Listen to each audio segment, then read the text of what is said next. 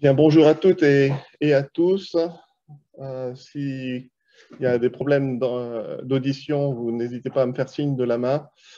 Hubert Thoré de l'équipe SEDIR du diocèse de Créteil. Merci à tous ceux qui sont dans la salle d'avoir pris le temps de se déplacer à Créteil, à vous qui vous êtes connectés par Zoom. Il y a 5 ans, était publiée par le pape François l'exhortation Amoris Laetitia à l'issue du travail de 2 synodes. Et en introduction de ce temps avec Anne-Catherine Sabas, qui n'est pas la personne qui est identifiée Fontenay-sous-Bois-Doyenné. Donc en introduction de ce temps avec Anne-Catherine Sabas, je voudrais juste en citer 2 courts extraits au numéro 53. Pape François dit la force de la famille réside essentiellement dans sa capacité d'aimer et d'enseigner à aimer. Aussi blessée soit-elle, une famille pourra toujours grandir en s'appuyant sur l'amour. Et au numéro 57, je rends grâce à Dieu du fait que beaucoup de familles qui sont loin de se considérer comme parfaites vivent dans l'amour, réalisent leur vocation et vont de l'avant, même si elles peuvent tomber en chemin. Donc, les 2 heures que nous allons passer ensemble vont se répartir de la manière suivante. D'une part, un témoignage de Delphine, qui a eu recours au service d'Anne-Catherine Sabas et qui pourra nous dire ce qu'elle en a retiré. Et puis, on continuera avec une intervention d'Anne-Catherine Sabas qui va durer environ une demi-heure. Ensuite, nous nous mettrons en petits groupes et chaque groupe pourra élaborer 2 questions ou plus en fonction du nombre de personnes qui se seront connectées. On ajustera ça au dernier moment. Et ces questions, on les soumettra à Anne-Catherine qui prendra le temps d'y répondre. Et puis, s'il reste du temps, on pourra passer un temps avec des questions plus libres. Voilà. Et on équilibrera les questions entre la salle et les personnes connectées en fonction du nombre de personnes d'un côté et de l'autre. Je vous demande donc de continuer à garder vos micros fermés. Moi, je vais fermer le mien et il faut ouvrir celui de Delphine qui est... Ouais, non, il faut que tu... Oui, ou touche la barre d'espace. Non, celui-là, ça ne marche pas. Donc, avec la souris. Le bandeau du bas. Activé. C'est bon, on t'entend. Ça marche. Moi, je coupe le mien. Oh, il y a de l'écho. Bon, je vais couper le son de mon côté aussi. Tu peux démarrer. Lorsque Claude et Hubert m'ont demandé de faire un petit temps de témoignage sur Anne-Catherine Sabas, et plus précisément sur ce que ma rencontre avec elle dans mes difficultés quotidiennes de maman solo avait pu m'apporter, j'avoue m'être dit par quel bout vais-je commencer, tellement Anne-Catherine est d'une part une femme plurielle, mais aussi tellement ce qui a pu s'échanger dans nos rencontres et séances de travail ont été nourrissants et salvateurs pour moi à une période où l'avenir me semblait si noir et si bouché. Je ne rentrerai pas dans le détail de la raison qui m'ont poussé à la rencontrer, par pudeur et confidentialité, mais lorsque le 17 janvier 2017, ma vie a basculé comme dans un mauvais cauchemar, j'ai eu l'impression qu'il n'était pas possible de se relever d'une telle épreuve.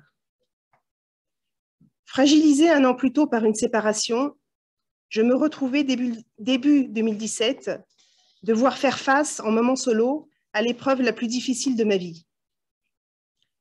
J'ai eu la chance qu'une amie m'offre un livre d'Anne-Catherine Sabas, Le pouvoir d'être heureux. Je me souviens m'être dit, après avoir terminé cet ouvrage, que c'était certainement une personne comme cela qui pourrait m'aider. Si nos échanges ont été nourrissants pendant 4 ans, les séances de travail ont été source pour moi de renouveau, et plus exactement, cela a permis de modifier ma façon de voir les choses, et progressivement, ce qui me semblait si sombre commençait à s'éclairer. C'est finalement comme si j'avais changé de paire de lunettes pour regarder autour de moi. Je me souviendrai toujours d'une des premières phrases que nous avons échangées après avoir vidé mon sac. Anne-Catherine me disant qu'elle n'allait pas effacer ce qui s'était passé, mais m'aider à poser un autre regard. Ce qui m'a permis, 4 ans plus tard, de déplacer le curseur.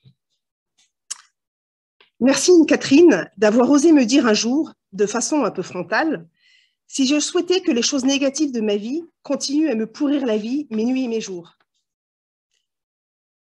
Être parent solo, c'est non seulement un vrai défi, mais c'est aussi une grande aventure, comme vous le dites. Nous pouvons vivre heureux malgré certains problèmes qui sont insolubles dans nos vies et certaines difficultés. De ces réalités peuvent fleurir des choses positives. Merci à vous de m'avoir aidé à trouver un nouvel ancrage dans ma vie de parent solo. Donc, je suis Anne-Catherine Sabas et je remercie Delphine pour son texte très émouvant. Je disais tout à l'heure qu'un travail thérapeutique, c'était une rencontre en fait entre deux personnes. Et la réussite de cette rencontre dépend évidemment aussi des affinités et de la manière dont les personnes vont pouvoir se comprendre, et puis de la volonté aussi de la personne qui vient consulter, de se remettre en question et de poser, d'oser poser ses bagages, parce que c'est ça qu'on vient faire dans une séance de thérapie.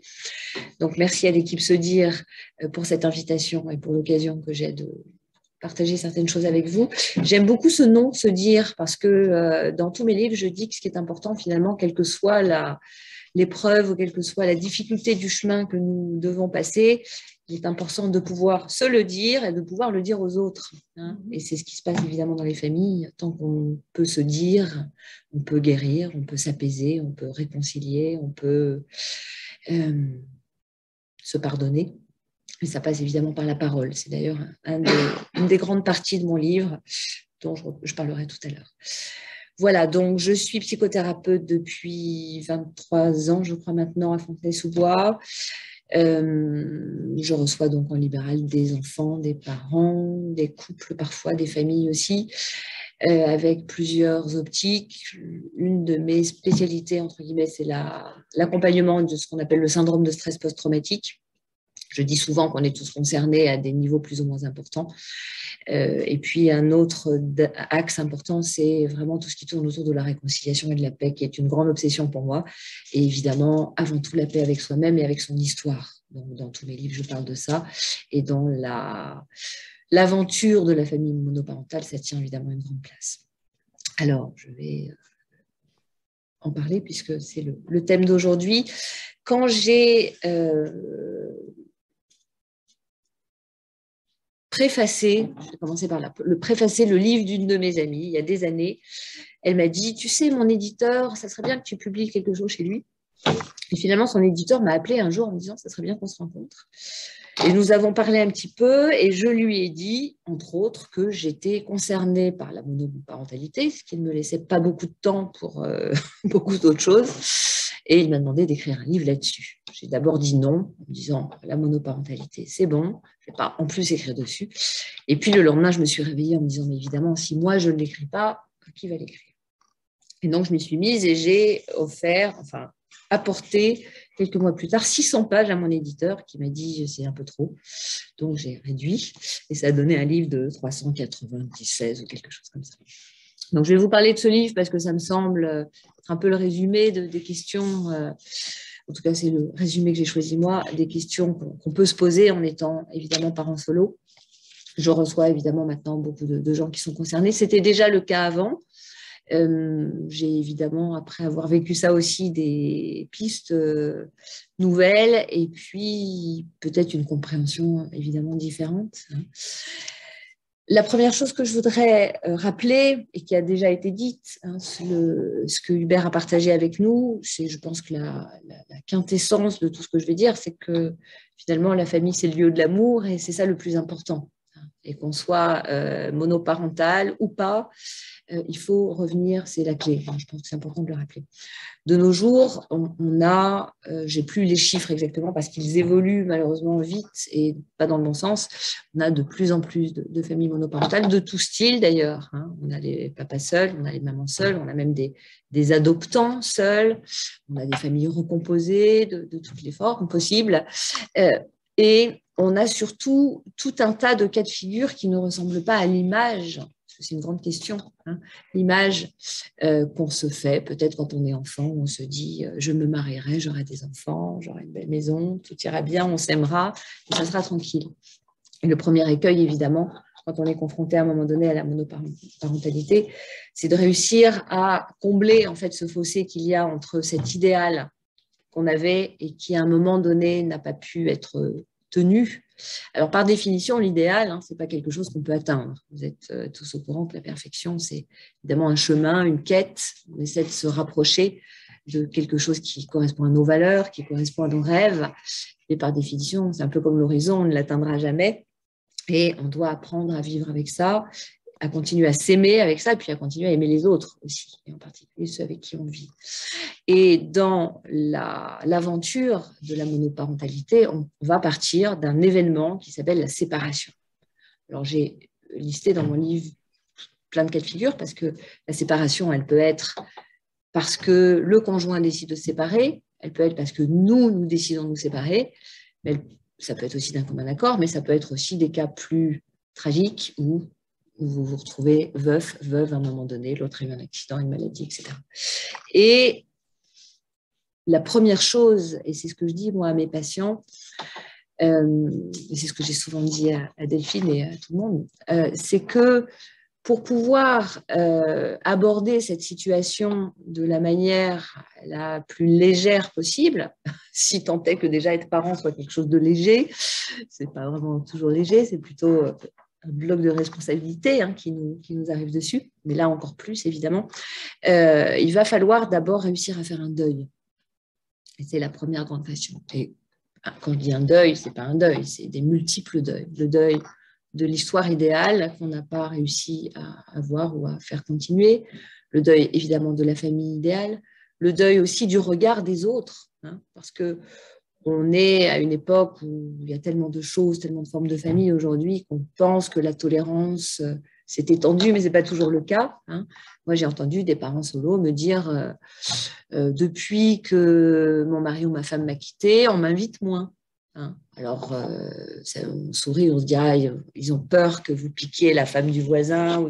On essaie d'en rire un petit peu, mais c'est une réalité. Hein. C'est-à-dire que même dans le regard des autres, les parents seuls se sentent seuls, se sentent isolés et ne vivent plus la même chose. Hein. Donc, il va falloir accepter de tourner une page, d'habiter, si on peut dire, une nouvelle identité et de pouvoir se projeter différemment. Et ça, en fait, moi, dans le travail que je propose aux gens qui viennent me consulter, c'est une grande partie de ce travail-là. Parce que tous les deuils que nous n'avons pas faits et toutes les blessures qui ne sont pas complètement cicatrisées, elles vont peser sur notre quotidien, elles vont peser sur notre état, elles vont peser sur notre état général, hein, évidemment physique, mais aussi sur la manière dont nous nous comportons. On fait souvent, je regarde l'heure en même temps, on fait souvent en tant que parent l'erreur, moi je pense que c'en est une, de se sacrifier complètement.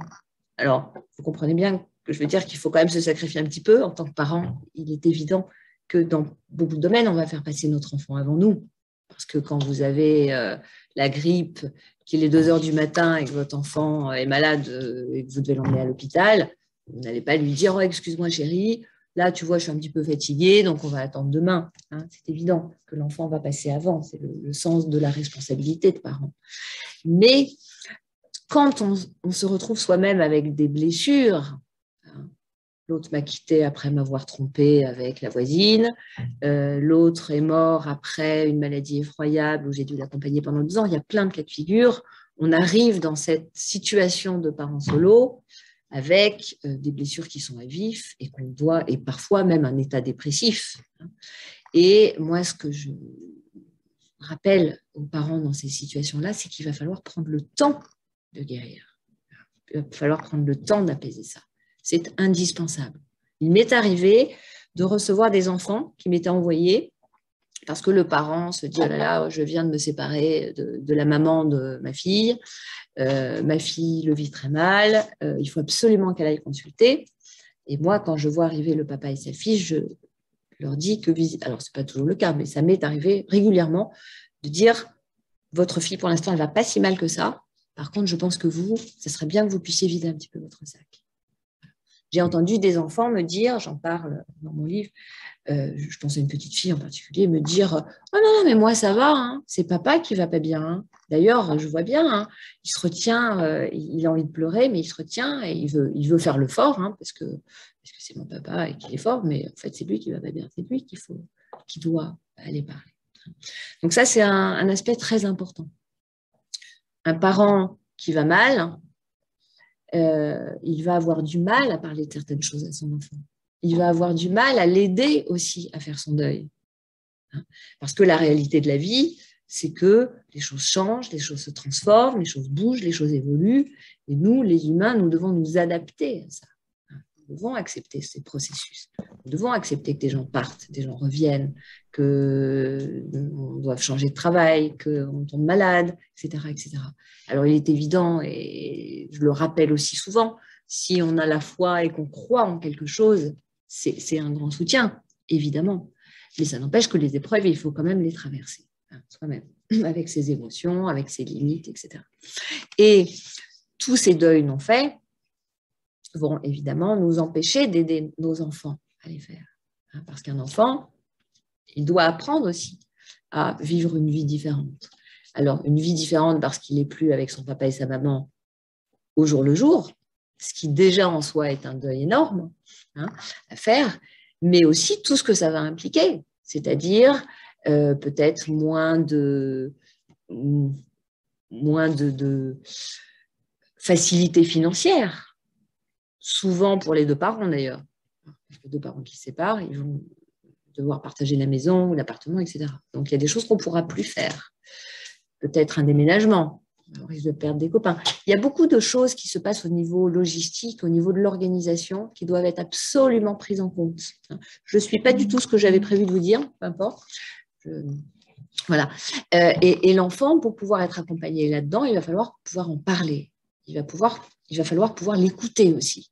Et un parent qui est triste, un parent qui est plombé par sa situation, qui ne s'est pas remis d'avoir quitté son ex-mari ou son ex-femme, ou qui est pris dans un divorce compliqué, conflictuel, parce que ça existe aussi malheureusement, peut avoir tendance, c'est très humain, c'est un réflexe, qui n'est pas forcément le bon, mais en tout cas c'est un réflexe, de vouloir éviter certains sujets, alors que l'enfant va avoir besoin d'en parler. Il va avoir besoin que son parent entende et accepte que quand il vient là, il est obligé de quitter l'autre parent, mais c'est difficile. Et comment pouvoir accepter ça et accueillir ça si nous-mêmes, on en veut à l'autre parent de nous avoir quittés? Donc, il y a vraiment un chemin très important à faire pour le parent d'apaisement. Et puis, évidemment, d'apaisement du passé, de pouvoir dire à l'enfant qu'on peut en vouloir à l'ex-conjoint pour des choses qui concernent la relation qu'on a eue avec lui. Mais on peut quand même accepter et encourager et entendre que l'enfant aime son autre parent. Et c'est normal. Et heureusement qu'il l'aime. Parce qu'il se construit aussi avec ça.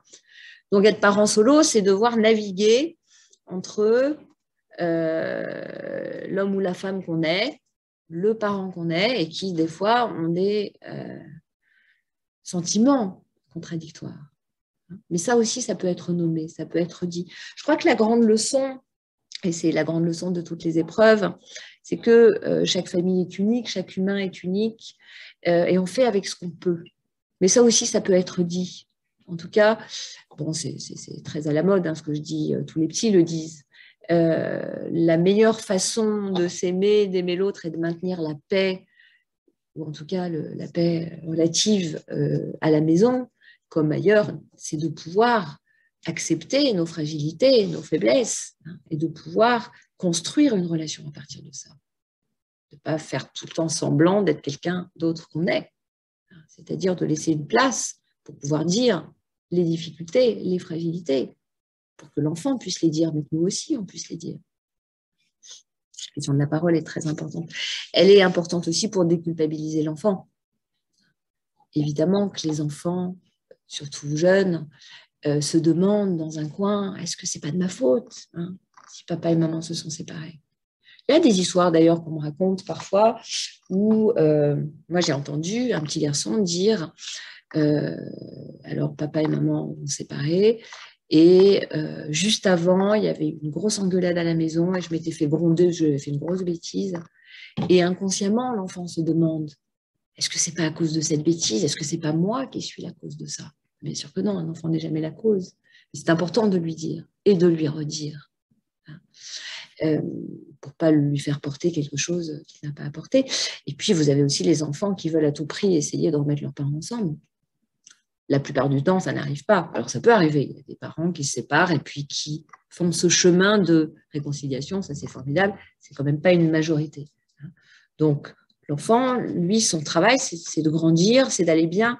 C'est pas de faire l'intermédiaire ou l'entremetteur, évidemment, avec ses parents. Et ça, c'est important aussi de lui rappeler, de rappeler à l'enfant que c'est pas parce qu'il va se retrouver l'homme de la maison ou la femme de la maison. Je connais un monsieur dont la fille qui a 14-15 ans se comporte comme une amoureuse. Elle prépare des petits repas à son papa. Il y a quelque chose qui est excessif là-dedans. Parce que, évidemment, quand on se retrouve seul avec un enfant, d'une certaine façon, on va faire couple. C'est évident, il y a deux personnes, c'est comme quand vous avez un colocataire, enfin, vous avez un seul interlocuteur. Mais l'enfant, il est quand même à une place différente. Et le risque, si vous faites trop couple, c'est qu'à un moment donné, il va se prendre pour ce que moi j'appelle le loup alpha dans la meute, c'est-à-dire le chef, alors qu'il a évidemment le droit de s'exprimer, d'être consulté pour beaucoup de choses. Et plus il va grandir, plus il aura cette possibilité-là. Mais il y a certaines choses du cadre et des règles que le parent doit poser. Parce que c'est le parent qui est le garant de la protection de l'enfant. C'est le parent qui est le garant de tout ce qui va, protéger, en fait, l'espace physique, l'espace psychique, etc. De quoi je peux vous parler d'autre? La question du pardon. Alors, on l'a évoqué tout à l'heure avec une dame qui est ici. C'est un sujet important. J'ai parlé de réconciliation, de l'image idéale, la famille idéale. Derrière tout ça, il y a la question du pardon. Comment je peux pardonner à l'autre de m'avoir quitté ou d'être mort? J'ai entendu, moi, des gens, et je les ai encouragés à dire qu'ils étaient en colère contre leur mari qui est mort, en les laissant tout seuls. C'est humain d'avoir ces sentiments-là. J'ai une grande affection pour Job. J'ai fait une conférence il y a des années sur Job, justement aux Journées du pardon. J'aime beaucoup Job parce qu'il est plein de colère, il est plein de sentiments forts et qu'il chemine. Et qu'à un moment donné, il comprend que de toute façon, ce n'est pas lui le chef et qu'il faut qu'il devienne humble. Et j'aime beaucoup cette figure-là parce qu'on ne peut pas, les neurosciences nous le disent, on ne peut pas aller apaiser des traces traumatiques si on n'a pas pu prendre contact avec la blessure et donc avec tous les sentiments négatifs qui parfois nous habitent. Et évidemment, on va faire une différence entre sentir de la colère et puis aller l'exprimer. C'est deux choses bien différentes. Et on explique ça dans nos cabinets. Ce n'est pas parce qu'on est en colère contre quelqu'un qu'on va aller l'insulter, évidemment. Ça, c'est... Mais on va pouvoir reconnaître à un moment donné qu'il y a ces choses-là qui sont en nous, qui sont souvent le résultat d'une blessure, d'un sentiment de maltraitance, d'un sentiment d'abandon. Et à mesure qu'on va accueillir ça avec amour et avec bienveillance envers soi-même, comme par hasard, ça va se dissoudre. C'est la force du pardon, c'est la force de l'amour. Il y a, comment il s'appelle, Carl Rogers qui a beaucoup travaillé là-dessus, l'approche centrée sur la personne. Carl Rogers était psychothérapeute, mais aussi un formidable éducateur. Et Carl Rogers dit, c'est incroyable à partir du moment où j'accepte mon sentiment, où j'accepte mon défaut, où j'accepte ma limite, hop, je peux me transformer. C'est magique. C'est vraiment la magie du pardon et la magie de l'acceptation. Et donc, au moment où j'accepte que je n'en suis que là, quelque chose se libère, c'est la grâce qui arrive et qui permet de libérer. Et donc, dans ce cheminement de la monoparentalité, il y a la question du pardon. Je me pardonne, je décide de faire ce chemin de pardon à l'autre, évidemment, et puis à moi-même. C'est-à-dire que je me pardonne de ne pas avoir pu empêcher l'échec de ce couple. Si tant est qu'il y ait un échec, en tout cas cette aventure-là, cette crise-là. Parce que si je continue à rester figée dans un ressentiment, ça va être compliqué pour le présent, pour le futur, mais ça va être compliqué aussi dans le rapport à l'enfant. Parce que quand on se sent coupable inconsciemment, qu'est-ce qu'on va faire? Qu'est-ce qu'on fait quand on se sent coupable? On va trouver le moyen de se punir. C'est très simple. Donc, on va se mettre dans des situations qui nous font souffrir. Parce qu'on considère inconsciemment qu'on a échoué quelque chose et qu'on est coupable. Donc, c'est normal qu'on soit malheureux, puisqu'on ne mérite pas d'être heureux. Et je crois que cette aventure de la monoparentalité, mais on pourrait la transposer à plein d'autres situations, de crise, de difficultés. Moi, j'accompagne beaucoup de gens qui sont dans des problèmes professionnels, qui se retrouvent après un harcèlement ou un licenciement à devoir se réorienter. C'est un petit peu la même chose qui se joue. Dans l'introduction de mon livre, j'ai cité Fernando Pessoa et un texte que je trouve magnifique.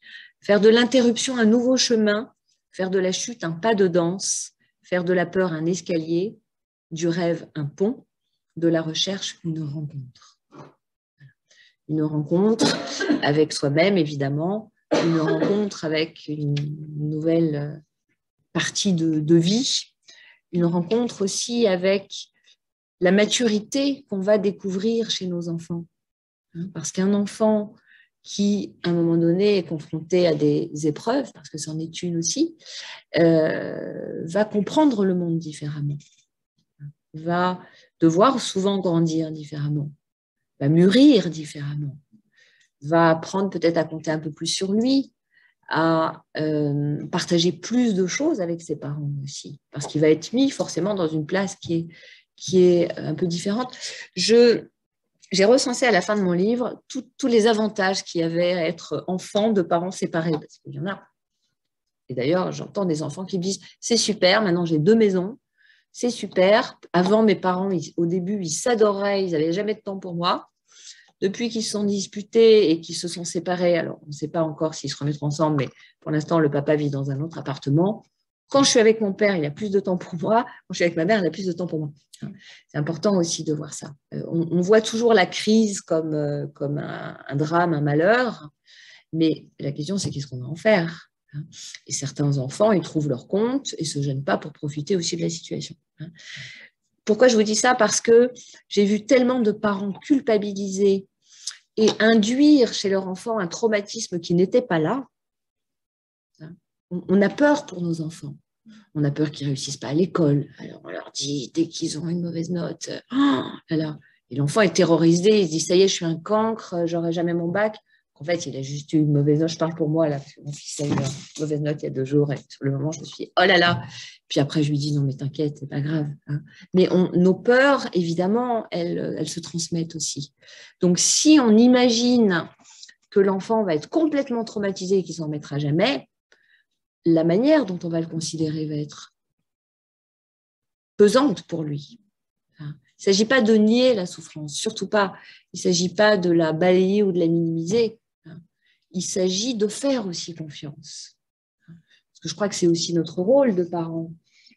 C'est avant tout notre rôle de faire confiance à ce qu'on appelle la résilience. Cette capacité, la résilience, pour ceux qui vous connaissez ce terme, voilà. Résilience, à la base, c'est une propriété physique. Quand vous tirez sur un élastique, il reprend sa forme initiale. Parfois, il casse, mais c'est quand même rare. Les êtres humains, il n'y en a pas beaucoup qui cassent. L'être humain est capable de surmonter des choses incroyables. Quand même. Mais cette résilience, elle doit être accompagnée. Elle doit être aidée.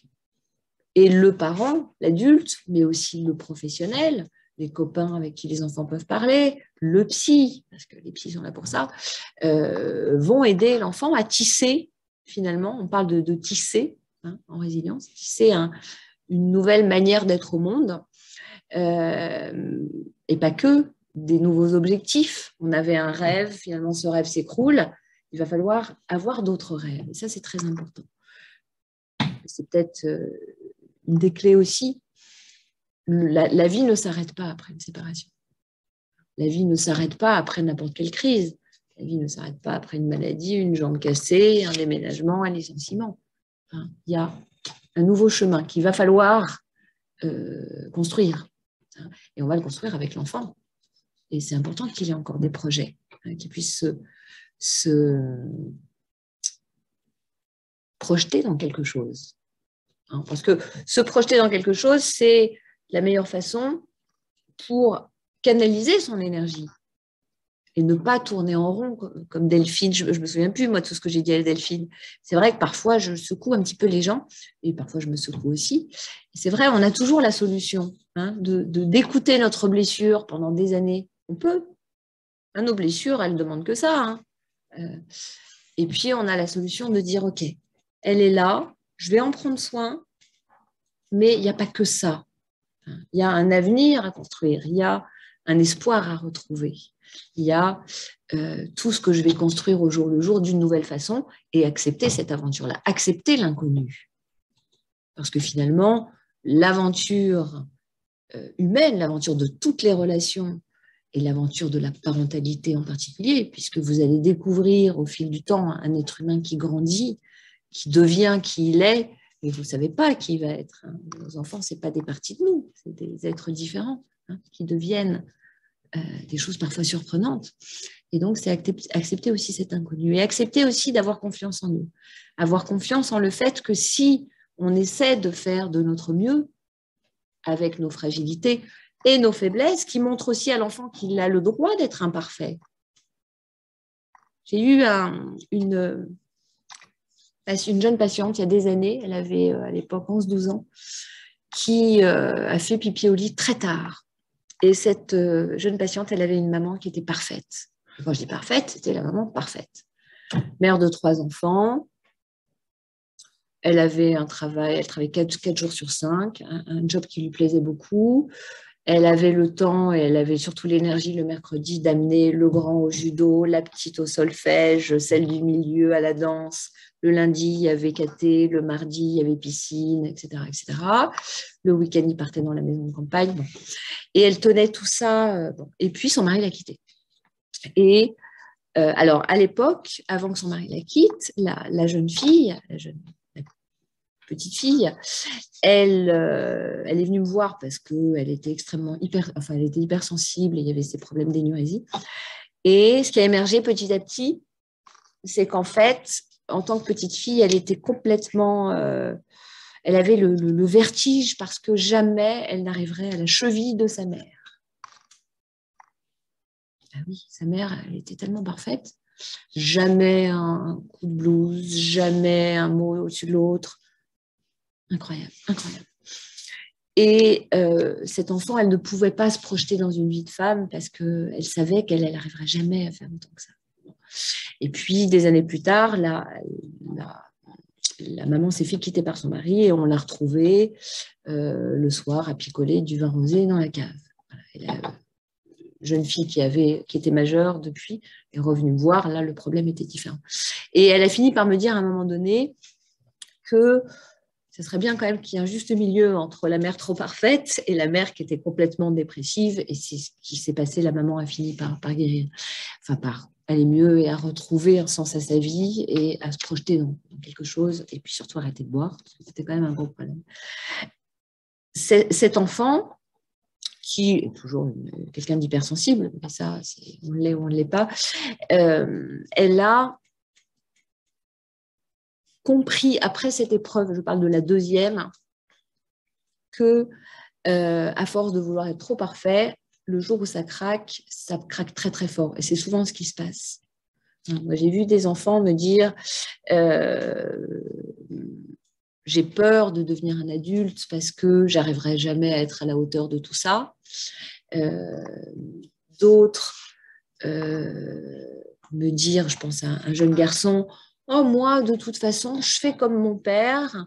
De temps en temps, il en a marre, il a une petite crise de larmes, ça dure 2 minutes depuis que maman est partie. En plus, divorce très compliqué, gros conflit, c'était très, très compliqué. Et donc, je me purge un peu et après, ça va mieux. Et en fait, cet enfant, ce qu'il disait simplement, c'est qu'il avait compris que dans la vie, il y avait des hauts et des bas. Dans la vie, il y avait des moments où on était triste. où on était découragé, où on était en colère, où on était juste humain, en fait. Et que si on pouvait accepter ça paisiblement, sans dramatiser, ça allait passer plus vite. Et finalement, ça nous donnait aussi le droit, nous, de faire avec ce qu'on était et de pouvoir aimer ça sans s'en vouloir. Parce que quand on commence à s'en vouloir de souffrir, on retarde la guérison. Et ça, c'est une grande leçon. C'est qu'on peut accepter que voilà, il y a une partie qui va être en chemin et puis on va cheminer avec ça, on va cheminer avec nos blessures, avec nos nouvelles façons de vivre qu'il va falloir construire, qu'il va falloir créer. Mais si on accepte ça, si on n'est pas dans la révolte parce qu'on n'accepte pas ce qui s'est passé, on va pouvoir se réinscrire dans cette vie. On ne peut pas avoir un pied dans le passé qui dit « moi, je ne veux pas quitter le passé, c'était comme ça, que ça reste comme ça », et puis un pied dans un présent qui est du coup bancal. Hein. Je regarde l'heure. Oui. Facilement 10 minutes. Allez, encore 10 minutes. On se dit c'est 15 minutes. Ok. Je vais vous parler, oui, de l'inconscient familial. Se dire, que taire. On est reliés. On est reliés. La physique quantique nous dit aujourd'hui qu'à partir du moment où deux particules ont été en contact, elles continuent à influer l'une sur l'autre. C'est formidable. Ça veut dire que toutes les rencontres que nous faisons vont nous marquer, en fait. Et alors, évidemment, plus elles nous marquent positivement, plus ça va nous faire grandir. Et dans la communauté qui est la famille, il est évident que tout l'amour qu'on partage nous aide à grandir et nous aide à mûrir. Et toutes les blessures aussi communiquent. Hein? C'est formidable parce que quand, dans une famille, vous en avez un qui digère son histoire, qui digère son passé, qui accepte d'être en paix, qui accepte de se dire, bon, maintenant, la nouvelle façon de vivre, c'est ça, ça va aussi contaminer les autres. Ça va contaminer l'ex-conjoint avec qui on n'a plus de rapport. Ça, c'est quelque chose de formidable. Hein. Moi, quand je fais travailler quelqu'un qui est en colère contre son ex et qui n'arrive pas à lâcher l'affaire, quand je le fais cheminer en lui proposant d'écrire une lettre, qu'on n'enverra pas évidemment, heureusement, pour arriver à digérer ses sentiments, ses émotions, etc. Qu'est-ce qui se passe après? Souvent, il se passe que l'ex est beaucoup plus sympa. Forcément, il y a quelque chose qu'on a lâché. Donc, ce qui émane de nous est différent. Hein. Donc, ça va amener la paix. Et avec les enfants, c'est pareil. Hein. Je fais le chemin de pardonner à mon histoire, pardonner à ma vie, pardonner à mon ex. Il y a quelque chose qui s'apaise, en fait, dans la relation à l'enfant. L'enfant entend beaucoup de choses. L'enfant sait beaucoup de choses.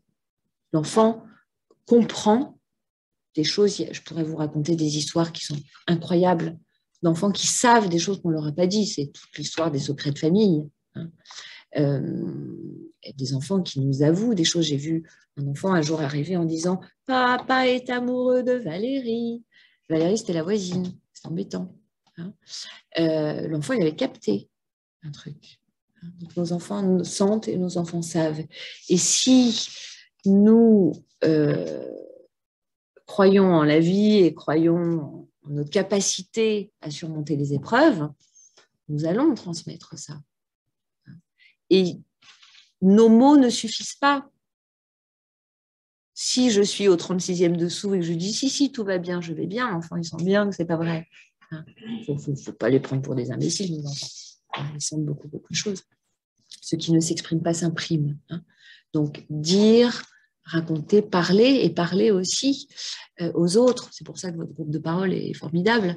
Moi, je conseille aux parents seuls de surtout pas s'isoler. Je le dis, je ne sais pas, 5-6 fois dans mon livre. Et je me le suis dit à moi-même, surtout. Parce que ne pas s'isoler déjà pour les histoires d'organisation.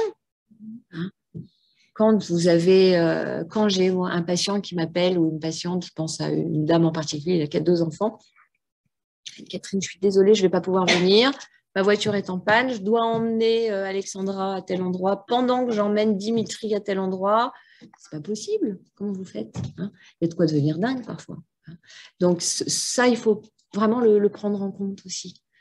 Pouvoir se faire aider, pouvoir se faire accompagner, pouvoir avoir, si on n'a pas une grande famille, un voisin, une voisine, des copains, des copines dans le coin à qui on peut dire au pied levé, excuse-moi, il faut absolument que j'aille passer une radio de la cheville, là. Est-ce que tu peux me garder, Sophie? Choupi et Choupinette, je les appelle comme ça dans mon livre, Choupi et Choupinette. Voilà. Et puis, pouvoir échanger, pouvoir partager, hein. Pouvoir pas se retrouver le parent seul qui doit tout gérer tout le temps, évidemment. Ça, c'est vraiment compliqué.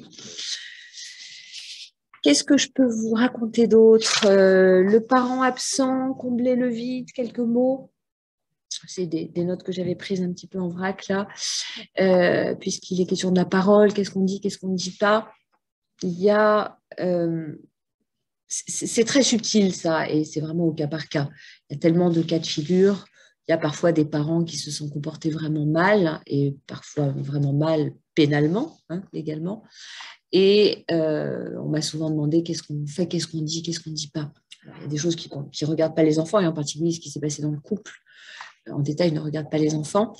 Mais par rapport à l'idéal et l'image qu'un enfant doit avoir de son père et de sa mère pour se construire, parce qu'il faut qu'il se construise avec des images, il va quand même falloir qu'il sache certaines choses. Et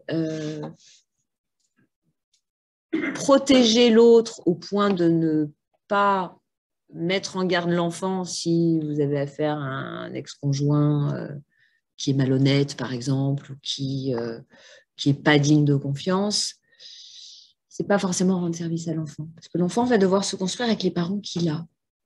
Il ne s'agit pas de jugement. On n'est pas là pour juger. Enfin, on n'a pas le pouvoir de juger. On a le pouvoir de dire attention. Hein, cette personne-là, tu peux compter sur elle pour telle chose, mais là, fais attention parce qu'un peu moins. Hein, de la même façon qu'on dirait, bah oui, tu peux te poser sur cette chaise, par contre, sur un roseau, tu risques de tomber. Ce n'est pas pour autant que le roseau a moins de valeur que le chêne. Hein, mais voilà. Hein, l'enfant doit apprendre à grandir avec une image assez proche de la réalité. Il sait que sur son père, il va pouvoir compter pour telle ou telle chose, ou pas. Et puis, il sait que sur sa mère, il va pouvoir compter sur telle chose ou pas. On me demande souvent aussi, par rapport à l'éducation, quand il y a deux familles, eh ben, il y a souvent deux modes d'éducation. Chez le père, on a le droit de jouer aux jeux vidéo jusqu'à pas d'heure, et chez la mère, on n'a pas le droit. C'est une caricature, mais il y a souvent un peu de ça quand même dans la réalité. On peut dire aux enfants que c'est normal. On est tous différents. Il y a des règles qui ne sont pas forcément tout à fait les mêmes chez le père, chez la mère, chez la grand-mère, chez le grand-père, chez le parent, à l'école, etc., etc. Françoise Dolto disait, la psychanalyste disait que bon, l'éducation, c'est quand même quelque chose d'un peu personnel, mais qu'il y a trois choses sur lesquelles on ne transige pas. On ne peut pas se faire du mal à soi, on ne peut pas faire du mal à l'autre, et on ne peut pas faire du mal aux affaires des autres. Et finalement, quand on regarde les commandements et quand on regarde les lois, on parle à chaque fois de la même chose. Alors après, que vous soyez couché à 9h30 ou à 9h45, ça, c'est chaque parent voit. Et l'enfant doit comprendre que, bah oui, chez son père, il a le droit de manger des chewing-gums, et chez sa mère, il n'a pas le droit. Et il va devoir se construire dans un monde où il y aura des règles différentes. Il y a des choses qu'on a le droit de faire avec le prof de maths, et il y a des choses qu'on n'a pas le droit de faire avec le prof d'histoire. Il y a des choses qu'on peut faire dans tel pays et pas dans d'autres. Donc, l'enfant doit apprendre à s'adapter. Et nous, notre rôle d'adulte, notre rôle d'éducateur, c'est de l'aider évidemment à s'adapter, à respecter les règles, savoir jusqu'où et comment on les respecte. Et puis, à tolérer la frustration, parce que c'est ça finalement. Pourquoi c'est compliqué parfois de respecter certaines règles? Parce que si j'ai absolument là maintenant envie de manger un chewing-gum, vous n'allez pas bien m'entendre. Et donc c'est une règle qui est évidente. Mais ça peut entraîner une frustration. Là. Voilà. Et le rôle du parent, c'est d'apprendre à son enfant petit à petit qu'il va être capable d'apprendre à tolérer les frustrations. Parce que c'est la base de la vie en société. Et ça, c'est un grand sujet qui revient dans toutes les consultations de familles monoparentales et qui revient pour toutes les familles monoparentales et qui revient très régulièrement pour moi. Je vais parler avec Cédric qui est là et qui pourra en témoigner.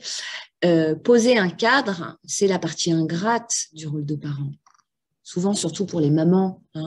Les mamans, on aime bien, enfin moi en tout cas, faire des bisous, des câlins, des cadeaux, puis faire le gendarme. Qu'est-ce que c'est? C'est dur, c'est dur parfois. Parce que ça nous frustre nous-mêmes. Moi, ça me frustre, j'ai envie de faire plein de cadeaux à mon enfant.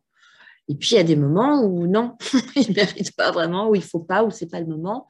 Et donc, voilà. Mais notre rôle, c'est d'accepter, d'aider l'enfant à comprendre que dans la vie, on ne peut pas avoir tout ce qu'on veut. Et c'est seulement à ce prix-là qu'il pourra devenir un adulte responsable, un adulte qui sait se maîtriser, un adulte qui peut créer des liens avec les autres. Donc, l'amour, oui, évidemment. Il y a une parole de Guy Gilbert que j'aime beaucoup, qui dit, j'en parle dans mon livre, qui dit que nos enfants ont besoin d'adultes qui sont à l'écoute, qui sont généreux, qui sont compatissants, mais qui sont intraitables sur le cadre, sur certaines règles, sur la loi, sur la protection, sur certaines valeurs. Et évidemment, en tant que parent seul, quand vous avez une journée de travail et que vous avez le repas à préparer, le ménage à faire, les devoirs à corriger, votre réunion du lendemain qui n'est pas tout à fait bouclée et que vous savez que vous allez la terminer à 2h du matin et qu'il faut en plus rappeler à vos enfants qu'il faut ranger ses chaussures, qu'il faut se laver les dents, vous pouvez à certains moments lâcher un peu sur certains trucs. Et ça va être aussi la chose compliquée, c'est qu'il va falloir savoir jusqu'où on peut lâcher et à quel moment on peut se faire aider. Et c'est pour ça que la communauté, les communautés, ça peut être évidemment la paroisse, ça peut être la famille, ça peut être les copains, les copines, les éducateurs, etc., jouent un rôle important. Donc vraiment ne pas s'isoler. Très, très important. Voilà. Je vais finir sur une petite citation, justement de Guy Gilbert, qui dit « Ne demandez pas à l'espérance de calculer quel avenir, de le chiffrer ou de le définir. L'espérance n'en sait rien et elle ne veut pas le savoir. La seule chose dont l'espérance est certaine, c'est qu'il y a un avenir. L'espérance ne peut qu'être fragile et incertaine, sinon elle cesse d'être espérance pour n'être plus qu'un slogan ou un argument électoral. La seule chose dont l'espérance est certaine, c'est qu'il y a un avenir. » Voilà. Je vous remercie de votre attention. Merci. Merci, maman. Voilà. Alors, du coup, moi, je ne peux pas regarder les gens là et la caméra en même temps. C'est compliqué, ou bon, sinon vous allez apparaître un peu de biais, ouais. Mais après, le profil gauche est très sympa aussi. Hein. Bon, ça va.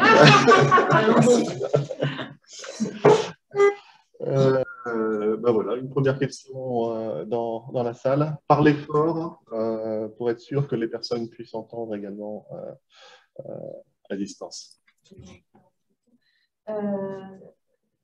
Vous avez utilisé le mot illusion et celui d'idéal comme l'idéal nécessaire pour construire et se construire. Est-ce que quand l'idéal fait souffrir, c'est une illusion? Alors, Anne-Catherine, répète un peu la question. Ah, mais je suis incapable de la répéter, justement. C'est bien le problème. Vous avez utilisé le mot illusion et celui d'idéal comme nécessaire pour construire et se construire. Est-ce que quand l'idéal fait souffrir, c'est une illusion? Je crois que c'est une grande question philosophique, oui. Et c'est certainement une grande question théosophique même, parce que l'idéal, c'est ce qu'on veut atteindre. L'idéal, c'est la perfection, c'est Dieu, c'est la vertu. Qu'est-ce que c'est l'idéal? Et l'illusion, c'est ce qui nous empêche de voir la réalité. Et pour pouvoir se rapprocher d'un idéal, il faut bien partir d'une réalité. Hein, ça pose la question de ce clivage, ce fossé entre ce qu'on est vraiment et ce qu'on voudrait être. Et en même temps, pour pouvoir s'améliorer, on doit avoir un idéal, on doit avoir un objectif, on doit avoir une vision, on doit avoir un modèle. Mais si ce modèle, on le vit comme trop parfait, hein, c'est vrai que nous, les catholiques, au niveau humilité, humiliation, parfois, on est un peu les champions du pauvre pécheur. Hein. Attention, attention, on doit pouvoir s'aimer suffisamment pour se croire capable de se rapprocher de notre idéal et pas se condamner parce que on s'en sent trop loin et trop indigne. Ça, c'est la première chose. Je ne réponds pas tout à fait à la question, je vais y revenir, je me suis laissée entraîner. L'illusion, elle nous fait plaisir, des fois, elle nous soulage et elle peut être utile un temps. D'ailleurs, notre cerveau sait très bien faire ça. Ça s'appelle le déni, le refoulement, tous ces processus dont Freud a parlé, qui nous permettent de ne pas être heurtés par une réalité qui serait trop brutale. J'ai une de mes patientes qui a appris un jour que son mari l'avait trompée 27 fois. D'accord ? 27 fois. Moi, chaque fois que je vois cette femme, et elle chemine pour apprendre petit à petit, elle est toujours passée par lui, pour apprendre petit à petit à digérer, elle est en état de choc. Hein. Chaque fois que je la vois, j'ai les larmes aux yeux. Hein. Et elle chemine vers la sortie de l'illusion. C'est compliqué, mais si elle l'avait fait d'un coup, elle aurait été internée en psychiatrie, cette femme. Ce n'était pas possible, ce n'était pas humainement tolérable. Hein. Donc, elle sort petit à petit de l'illusion, et à mesure qu'elle sort de l'illusion, elle voit son idéal, les deux sont liés d'une certaine façon, hein, qui se casse la figure pour arriver dans cette réalité qui est au milieu, qui est que son mari est imparfait et qu'elle ne peut pas compter sur lui et qu'elle a le cœur en 1000 morceaux. Alors l'idéal, il peut faire souffrir s'il est, comment dire, s'il nous condamne, s'il nous fait nous voir comme, comment dire, oui, s'il nous enferme. Après, il y a des idéaux qui sont extrêmement meurtriers. Hein, le nombre de gens qui ont été tués au nom d'idéaux, au nom de Dieu. Ça, c'est des idéaux qui peuvent faire souffrir, évidemment, qui peuvent faire souffrir les autres. Puis parfois, nos idéaux peuvent faire souffrir les autres parce qu'on croit que les autres devraient penser comme ça ou devraient agir comme ça. Et là, on devient fanatique, on devient intolérant. Vous voyez la différence entre l'illusion et l'idéal. L'idéal, ça parle d'un chemin sur lequel on s'engage pour atteindre quelque chose qu'on juge être bien. Et là encore, attention à nos jugements. Hein. Et alors que l'illusion, c'est une façon d'interpréter la réalité. Alors les hindous vous diront que tout est maya, tout est illusion, et que bon, c'est encore un autre débat. Mais bon, la réalité, c'est que cette bouteille, elle est à peu près à moitié pleine et à moitié vide aussi d'ailleurs. Et ça, c'est une réalité, il y a de l'eau dedans. Si je regarde avec des lunettes et je vous dis, ah bah dans ma bouteille, il y a de la chaux, il y a un liquide blanc, c'est une illusion. Une illusion d'optique créée par ce masque. Finalement, est-ce que notre chemin d'être humain, en famille ou pas d'ailleurs, n'est pas tout simplement de nous départir petit à petit de nos illusions sur nous-mêmes, sur les autres, et de pouvoir continuer à nous aimer quand même? Parce qu'au début d'une rencontre, la rencontre amoureuse, c'est plein d'illusions. L'autre est merveilleux, l'autre n'a que des qualités. Et puis il se dit la même chose, l'autre. Hein. Il croit aussi qu'on n'a que des qualités, et puis il s'aperçoit petit à petit, finalement, pas tellement. Et c'est ça le chemin. C'est comment on peut être en paix, être heureux dans ce monde où nos illusions tombent les unes après les autres. C'est Christian Bobin, je crois, qui dit, qui est un chrétien convaincu, qui dit, un poète magnifique, qui dit « Ce que je crois de l'autre m'empêche de le connaître. » L'illusion que j'ai de toi m'empêche de savoir qui tu es vraiment et d'aller te rencontrer là où tu es vraiment. Et là où on peut vraiment tisser quelque chose de vrai.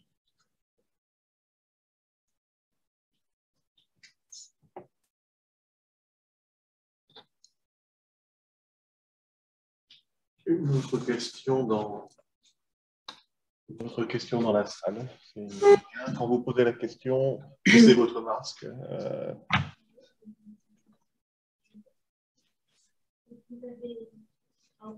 C'est peut-être une question plus qu'une affirmation. Il dit qu'il ne fallait pas faire semblant d'être ce qu'on n'est pas. Et donc, dans le groupe, on s'était interrogé sur le fait qu'effectivement, on pouvait laisser paraître aux enfants nos faiblesses et notre espoir. Mais est-ce que ça ne dépend pas aussi de l'âge des enfants? Parce que on n'était pas tous d'accord. Peut-être que les enfants ont aussi besoin de sentir l'effort, même si on n'est pas. C'est-à-dire qu'on fait face. Oui, alors l'âge des enfants, évidemment, est très important. Après, il y a plein de choses dans nos vies, plein de situations dans nos vies où on ne se sent pas capable, mais on peut le devenir capable. Quand vous prenez un nouveau boulot, par exemple, vous paniquez totalement parce que vous dites comment je vais faire pour apprendre ça en 3 semaines. Vous savez que vous allez apprendre. Et ça n'enlève pas la panique, mais au moins, ça met en perspective. Voilà.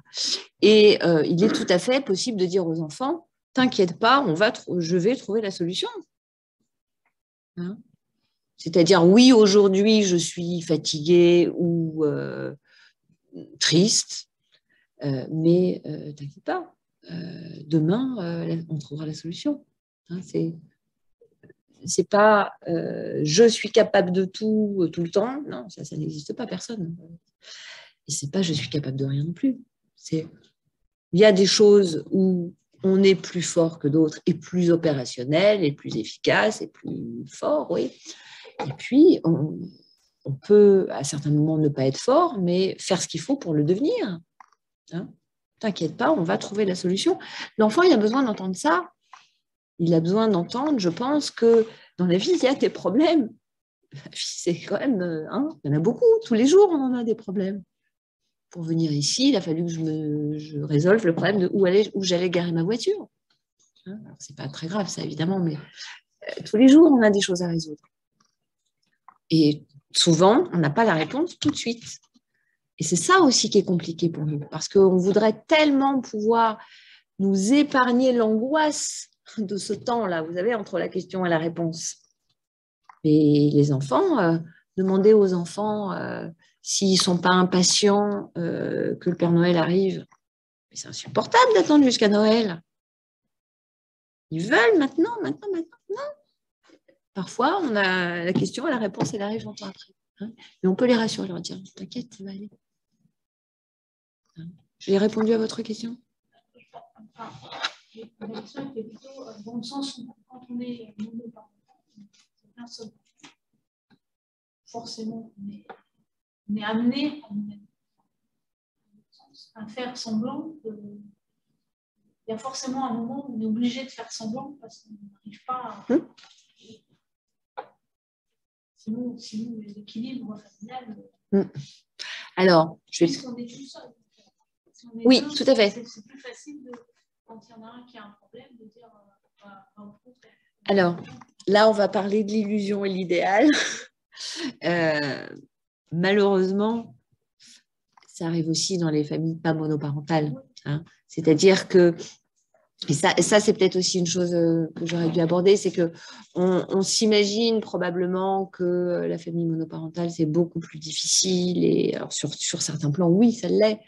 Mais si vous saviez ce que j'entends de couples, d'adultes ou d'enfants qui vivent l'enfer à la maison, qui s'engueulent, excusez-moi le mot, qui ne peuvent pas compter l'un sur l'autre, qui ne sont pas d'accord pour l'éducation des enfants, qui se disputent, qui font chambre à part, et il faut cacher ses larmes devant les enfants, et il faut se taire quand on se dispute. Enfin, c'est compliqué aussi.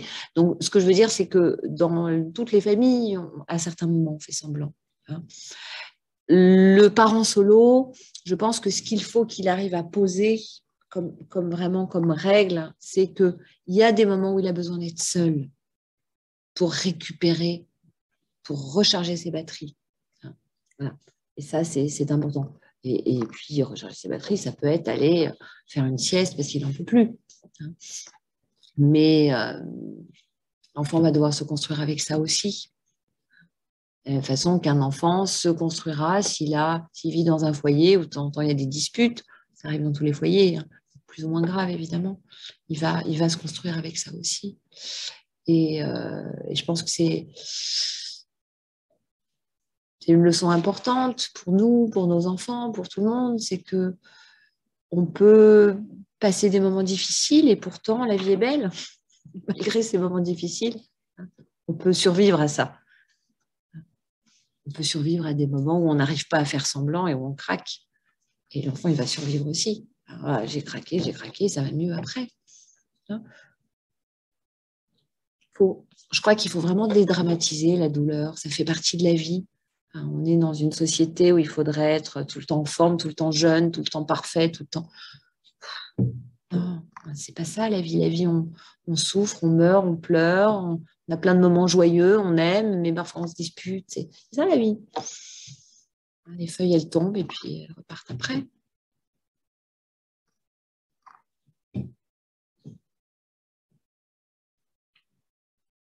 Mais on préfère l'été et le printemps que l'automne et l'hiver.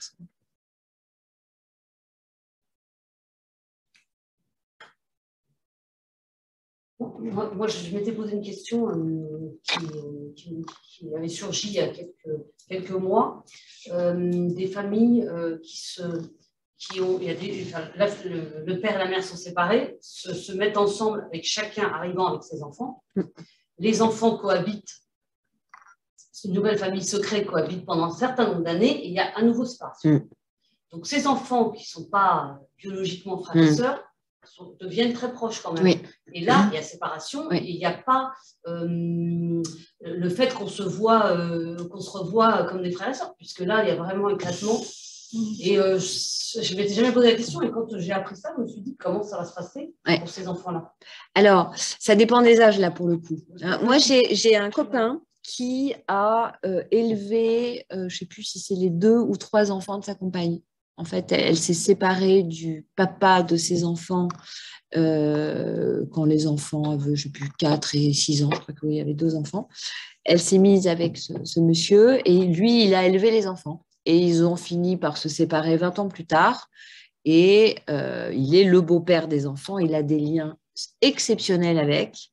Et en plus, leur père biologique s'est très peu occupé d'eux.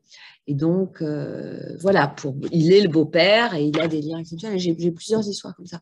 Après, moi, je pense que si, dans le cas que vous énoncez là, si les parents le peuvent, parce que parfois les parents qui se séparent, ils ne veulent plus entendre parler de leur passé, et ça c'est dommage, il faudrait qu'ils puissent favoriser que les enfants restent en contact.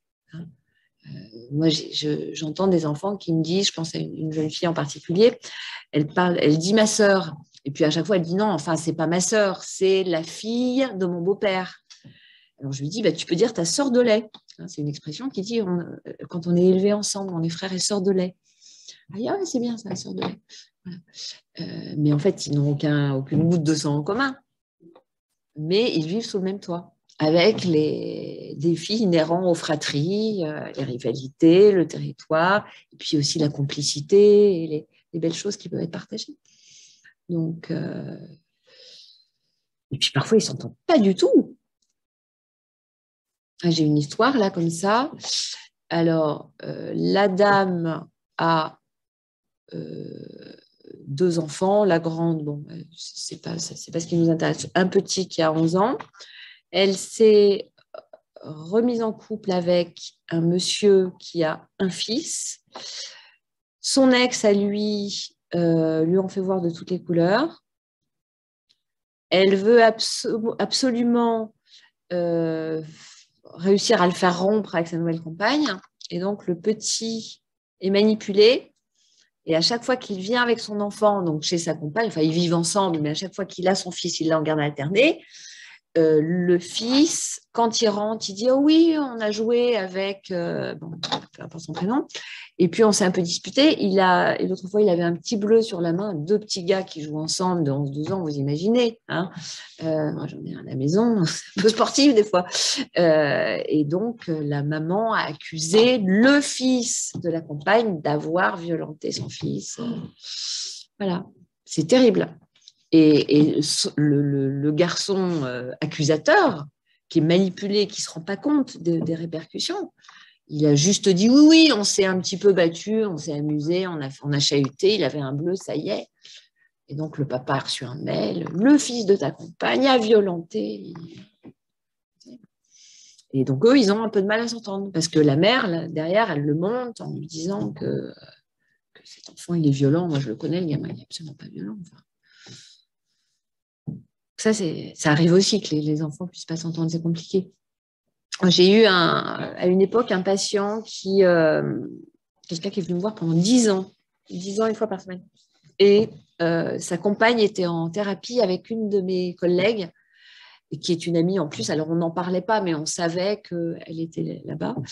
Et donc, c'était une famille recomposée. Lui avait eu donc son enfant, Théophile, avec une femme qui s'occupait pas tellement de son fils. Et puis, il s'était remarié donc, avec Sylvie, qui, elle, on parlait de l'illusion et de l'idéal, elle n'avait jamais connu son père. Donc, elle avait une espèce d'illusion quant à la famille, la paternité, un truc un peu nébuleux. Et elle avait des idées donc très arrêtées sur ce qu'un père devait être. Forcément, elle n'avait pas de modèle. Et donc, mon patient, Emmanuel, il était aux prises avec sa nouvelle femme qui lui disait comment il devait être père alors qu'elle n'y connaissait pas grand-chose. L'enfant qui en voulait à sa belle-mère d'être présente, et ils avaient une relation exceptionnelle, un peu passionnelle, temps ça frottait un peu, mais très passionnelle. Ils s'adoraient en fait. Mais lui, c'était compliqué parce qu'il s'en voulait de l'aimer plus que sa mère. Enfin, c'était très, très compliqué. Et bon, ils ont fini par faire la paix avec tout ça. Et c'est son papa qui me racontait ça, l'enfant sur son téléphone, il avait la photo donc, de son père, sa belle-mère et le chien. Et il disait, c'est ma famille. C'était sa famille. C'était pas sa mère, sa famille. C'était son père et sa belle-mère et son chien. Voilà. Alors, elle n'avait pas d'autres enfants, donc il n'y avait pas ce problème-là. Mais ça a été compliqué, la relation entre l'enfant et sa belle-mère. Parce qu'ils s'aimaient trop. Et c'était compliqué, ils n'arrivaient pas à se positionner. Et oui, alors pourquoi je racontais ça? C'est parce qu'à un moment donné, l'enfant a décrété que… bon, elle était tout le temps sur son dos, la belle-mère, il faut dire, elle était un peu trop carrée, et qu'il en avait marre, il a demandé à son père de choisir. Donc, il est arrivé en séance en disant, qu'est-ce que je fais?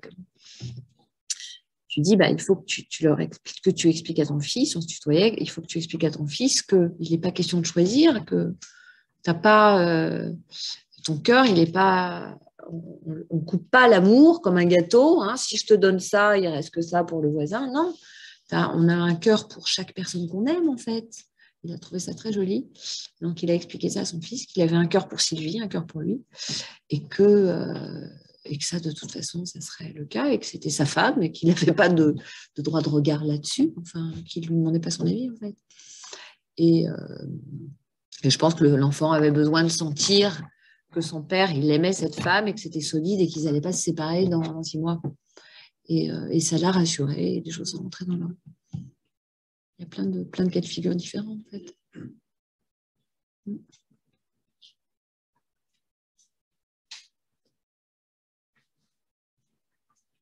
D'autres questions? Des questions pour les personnes connectées?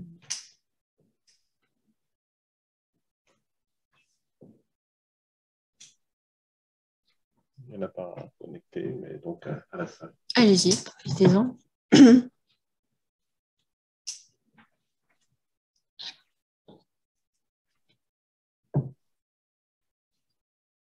Quand on se sépare, on a tendance à cacher ce qui arrive vraiment aux enfants. Est-ce que c'est normal? C'est impossible de vous répondre. Il y a tellement de cas de figure. Je pense qu'on protège les enfants en leur cachant la vérité. Alors, ça dépend de quelle vérité, hein, et ça dépend de l'âge de l'enfant. Et ça, c'est vraiment au cas par cas. C'est-à-dire que ce dont je vous parlais, la personne dont le mari a été 27 fois, enfin, a été infidèle avec 27 femmes différentes. Hein. C'est pas, il a, voilà, 27 femmes différentes en 15 ans quand même. Hein. Il a découvert qu'il avait une addiction, enfin c'est encore un autre sujet, mais les 2 filles de ma patiente qui sont des féministes convaincues du coup, qui ont 18 et 21 ans je crois, ça fait quelques années qu'elles disent à leur mère, parce qu'elles devaient avoir senti certaines choses que la mère ne savait pas et ne voulait pas comprendre, et ça fait des années qu'elles disaient à leur mère, tu devrais te séparer de papa, tu devrais te séparer de papa. Et à un moment donné, mais bon, elles étaient grandes déjà. Je crois que c'est la petite qui a dit à la mère, mais en fait, je suis sûre que papa t'a trompée. Elle a dit oui, beaucoup de fois. Elle ne va pas te donner les détails. Voilà. Mais elles étaient aussi en âge de comprendre ce que c'est qu'une infidélité, etc. Après, j'ai une patiente qui a un petit garçon. Elle l'a élevé pratiquement toute seule. Il a 2 ans et demi, 3 ans maintenant. Elle, c'est une femme brillante, universitaire, qui est surefficiente, comme on dit maintenant, et qui a donc eu cet enfant avec cet homme qui très vite s'est avéré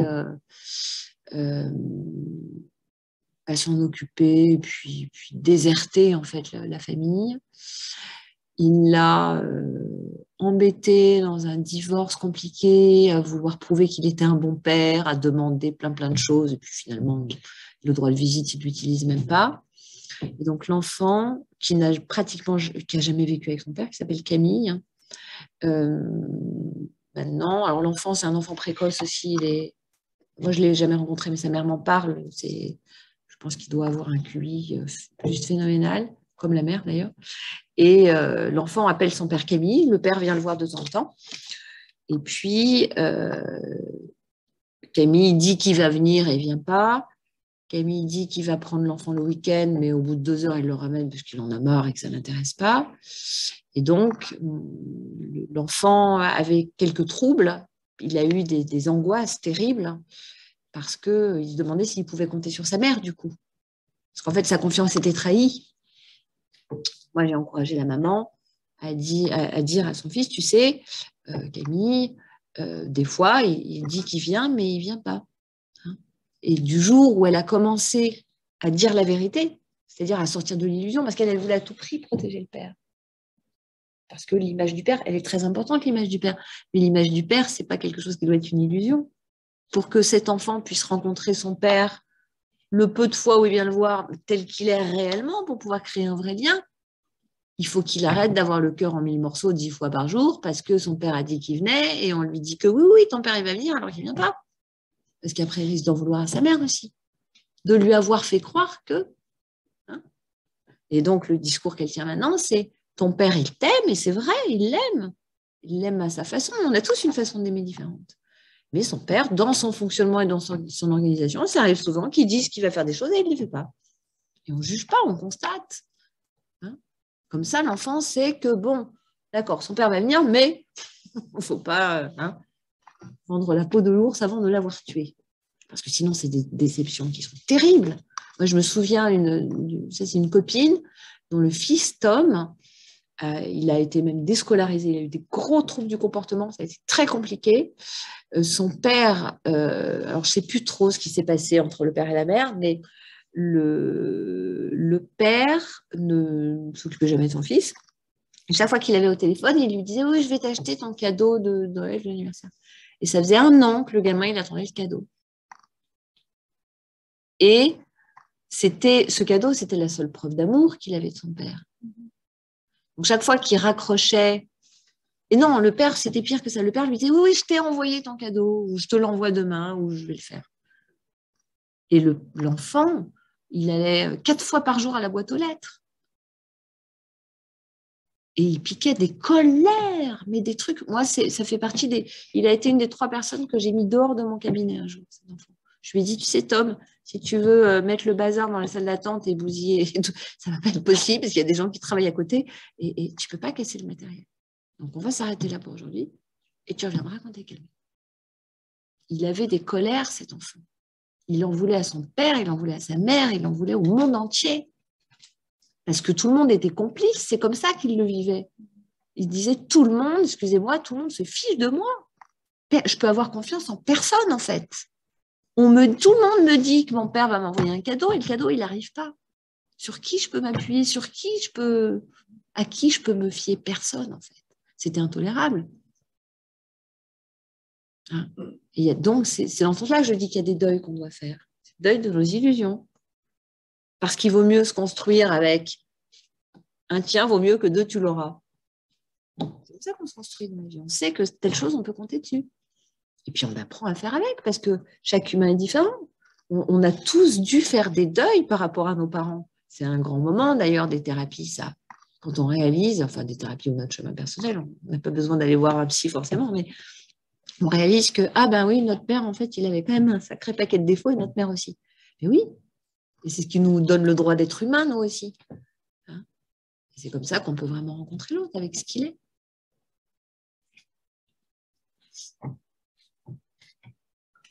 On a une question à distance. Oups. Donc, on a une question à distance. Genoveffa, c'est à vous. Bonjour. Alors, je ne sais pas si vous m'entendez correctement. Je voulais juste revenir sur la... Très, très peu.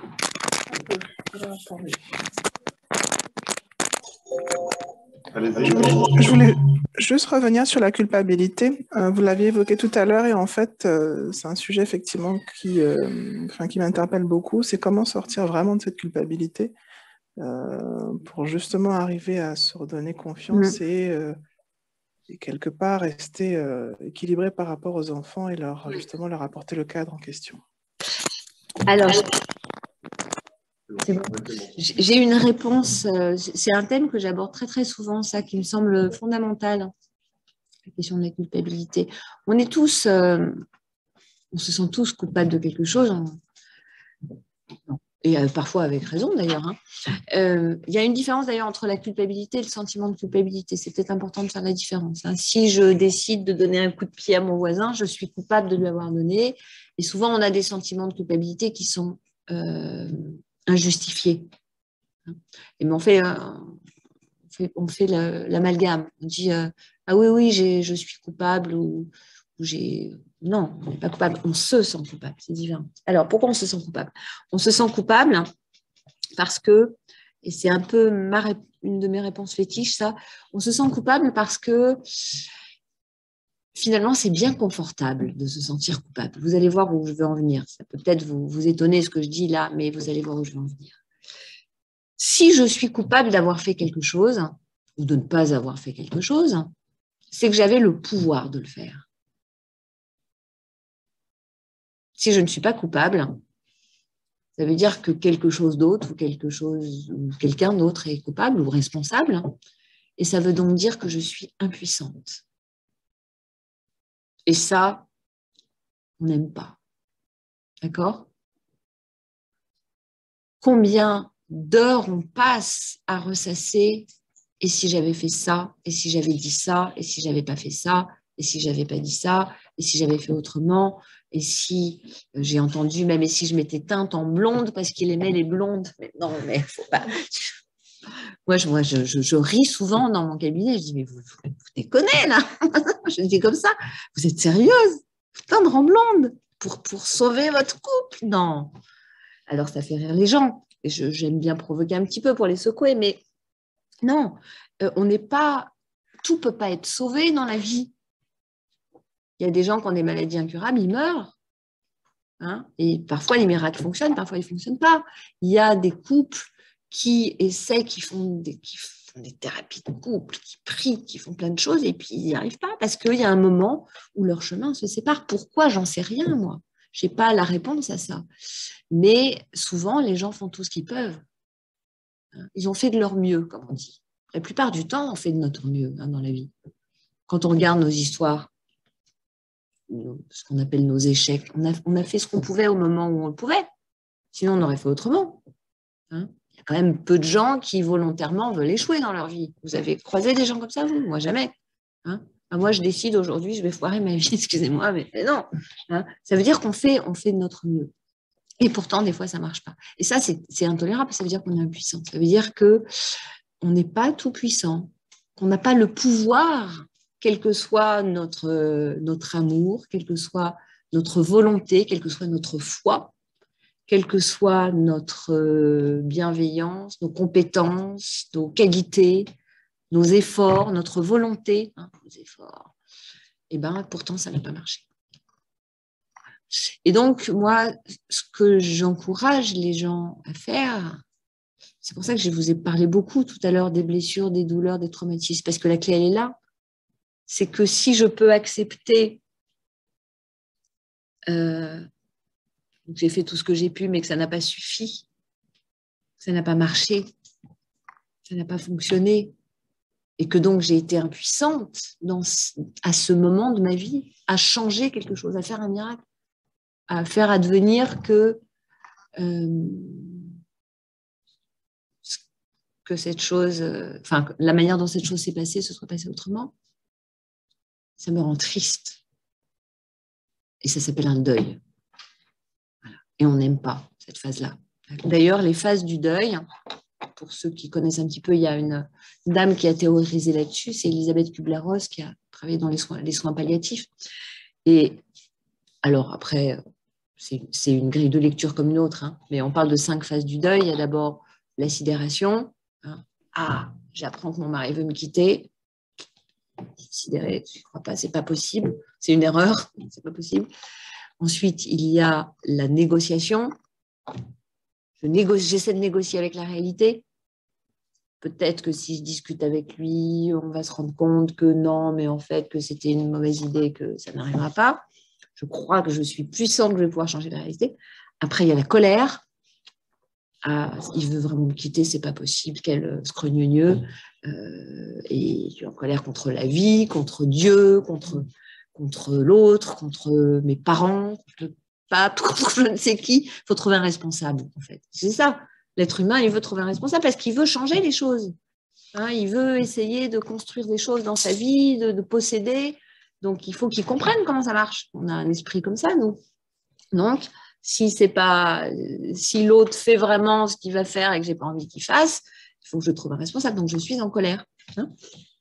Et puis, à un moment donné, il y a cette bascule-là. Et c'est pour ça que j'aime bien le livre de Job, parce qu'il y a un moment où cette bascule, où il se rend compte qu'en fait, il est tout petit, en fait.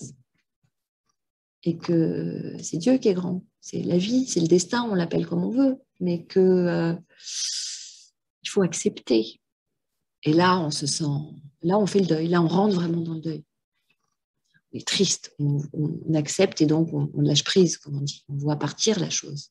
Et c'est valable pour quelqu'un qu'on aime et qui va mourir, pour une situation qu'on doit abandonner parce qu'elle n'est plus adaptée. Voilà. Et là, c'est la tristesse. Et c'est seulement quand on a passé cette phase de tristesse que, c'est ce que Elisabeth Kubler-Ross nous dit, que l'acceptation peut arriver.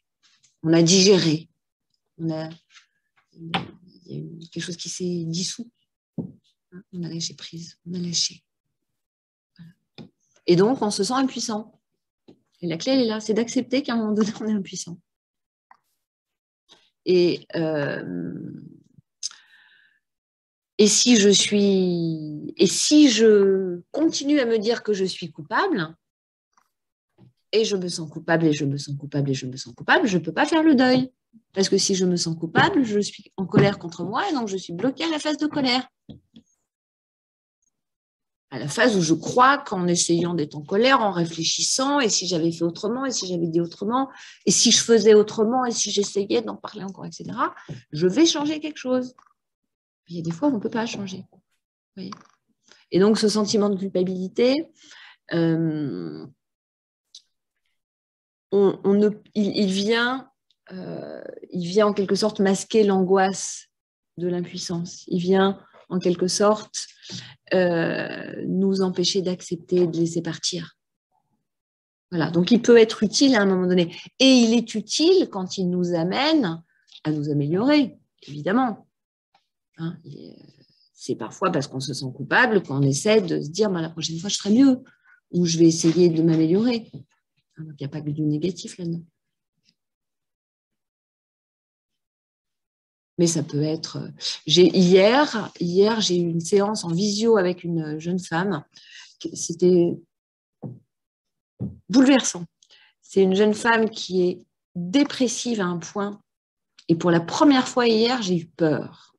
J'ai eu peur qu'elle décide un jour de passer à l'acte. Vraiment, j'ai eu peur.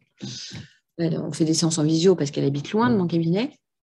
Et en fait, cette jeune femme, elle a eu une relation avec un homme qu'elle a connu, elle avait 16-17 ans, même avant, je crois. Et beaucoup d'idéaux, beaucoup de rêves, etc. Et elle était toujours beaucoup plus investie que lui dans cette relation. Elle croyait qu'elle se marierait avec lui, qu'elle aurait des enfants.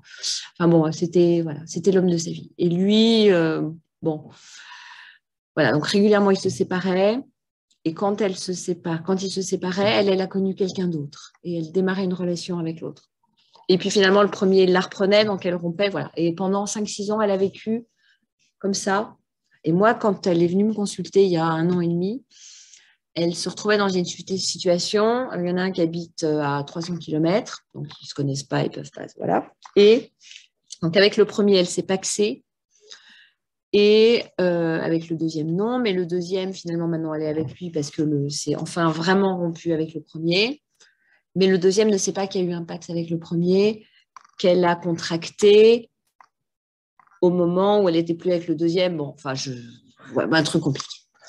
Et elle se remet de la rupture avec le premier parce qu'elle a compris que lui, en fait, on n'avait pas grand-chose à faire d'elle. Elle s'investit dans la relation avec le deuxième et elle se sent hyper coupable, mais à un point terrible. Et pour la première fois hier, elle a pu le dire. Moi, je me creusais la tête. Cette femme, elle va très mal. Elle a une image d'elle qui est horrible. Et hier, en l'écoutant, j'avais envie de pleurer. Je me disais, et je cherchais, moi, je prie intérieurement. Je demande, c'est quoi le truc qui va l'aider? Parce qu'il y a des moments où ça ne vient pas. Hein. Et à un moment donné, la question, c'est qu'il faut qu'elle avoue au deuxième qui veut vivre avec elle et avec qui il y a une belle histoire qui se construit, qu'elle n'a pas encore dénoncé le Pax avec le premier. Mais le Pax, il est daté d'un moment où elle venait de rompre avec le deuxième et il ne pensait pas qu'elle avait rejoint son ex. Vous voyez un peu l'histoire. Et donc, elle se sent incapable de lui dire. Parce qu'elle, ce qu'elle sait, c'est qu'elle avait quand même été entre les deux pendant 5 ans. Même si c'était jamais en même temps, c'était quand même bon. Et elle a un sentiment de culpabilité. Et en fait, hier, à un moment donné, j'ai mis le doigt là-dessus. Et heureusement, parce qu'elle a ses idées noires et régulièrement. Et puis de toute façon, peut-être qu'un jour, elle se foutrait en l'air. C'est comme ça qu'elle le dit. Et hier, vraiment, pour la première fois, j'ai paniqué. Et je lui ai dit, mais Léa, il va falloir que vous vous pardonniez. Et en fait, j'ai senti que c'était ça. Alors, j'y suis allée. J'ai senti que c'était ça, le truc. Mais avant, je ne le savais pas. C'est venu hier. Là. Et je lui ai dit, il va falloir que vous vous pardonniez. Parce que vous avez fait ce que vous avez pu, comme vous avez pu. Et je lui ai même dit, vous savez, si j'étais prêtre, je vous dirais que Jésus vous pardonne. Et elle a souri un petit peu. Et je lui dis, je pense que même si je ne suis pas prête, je peux vous le dire. Il me dit, il faut que vous vous pardonniez, là. Et elle s'est mise à pleurer, à pleurer, à pleurer, à pleurer. Je lui dis, vous avez fait ce que vous avez pu. C'est comme ça. Et quand je suis sortie de cette séance, j'ai fait... J'en ai des frissons. Non, mais vraiment, c'était... Voilà, sentiment de culpabilité. Et je lui dis, il faut... de toute façon, si elle se marie un jour avec lui, il vaut bien voir qu'il y a un pacte sur son livret de famille. Je lui dis, de toute façon, il y a plusieurs solutions. Ou vous le gardez pour vous, et auquel cas, vous allez passer votre vie à déprimer, et vous allez dépenser un argent fou à me consulter pour rien. Je le dis comme ça. ou vous le dites à monsieur numéro 2 et il vous quitte, bon, ben, au moins vous serez en règle, ça sera réglé, vous pourrez passer à autre chose et votre vie, elle ne fait que commencer. Ou vous lui dites et il ne vous quitte pas et là, vous avez tout gagné. Mais de toute façon, vous serez soulagé. Vous êtes obligé de lui dire à un moment donné. Vous êtes obligé. Et puis, je lui dis, mais quand on est coupable de quelque chose, on purge une peine. Je dis, à moins d'avoir torturé l'humanité entière et d'être condamné à 247 ans de prison, ce qui n'arrive quand même pas souvent, ben, il y a un début et il y a une fin. Vous ne croyez pas que vous avez assez purgé, là? Vous n'allez pas vous faire sortir de prison, là? C'est pas un peu le moment? C'est bon, là? C'est bien, vous avez bien purgé votre peine, là, ça y est. Hein, ça fait 1 an et demi que vous êtes... c'est pas mal, quand même. Je parle comme ça aux gens. C'est bon, là. Hein, la sentence, on peut la lever, peut-être, quand même, là.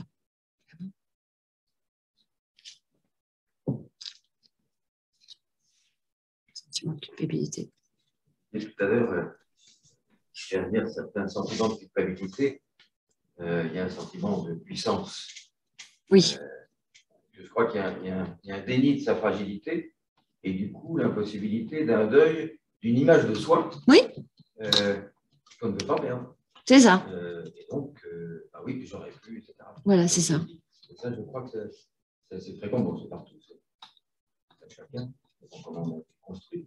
Mais un refus d'une image, oui. Comme tout à l'heure, l'idéal. Et si on ne reconnaît pas ça, on va se pourrir la vie avec cette image de soi à laquelle on ne correspond pas. Et donc, on est tout le temps dans la et dans la tristesse. Oui. Oui.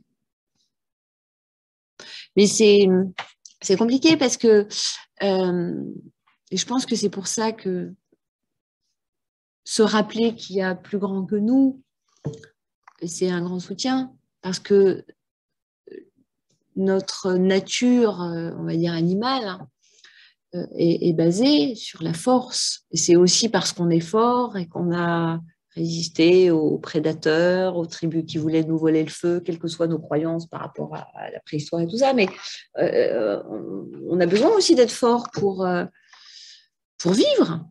On a besoin d'être fort déjà dans la cour de récré quand vous avez le petit copain qui veut vous piquer le ballon. On a besoin d'être fort pour décrocher un boulot, être le meilleur à l'entretien. On a besoin... voilà. Donc, c'est le paradoxe de l'être humain.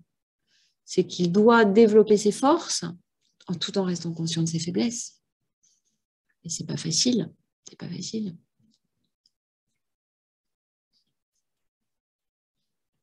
Pourquoi, en cas de divorce, de viol ou de violence, c'est la victime qui a honte? Ah, pour les raisons qu'on vient d'évoquer essentiellement. Alors, la honte, c'est un... Je vous recommande d'ailleurs un livre formidable qui s'appelle « Les sources de la honte » de Vincent de Coléjac. C'est un sociologue. Moi, j'ai lu beaucoup de livres sur la honte, dont celui de Cyrulnik, le spécialiste de la résilience, mais celui de Coléjac est vraiment très, très intéressant.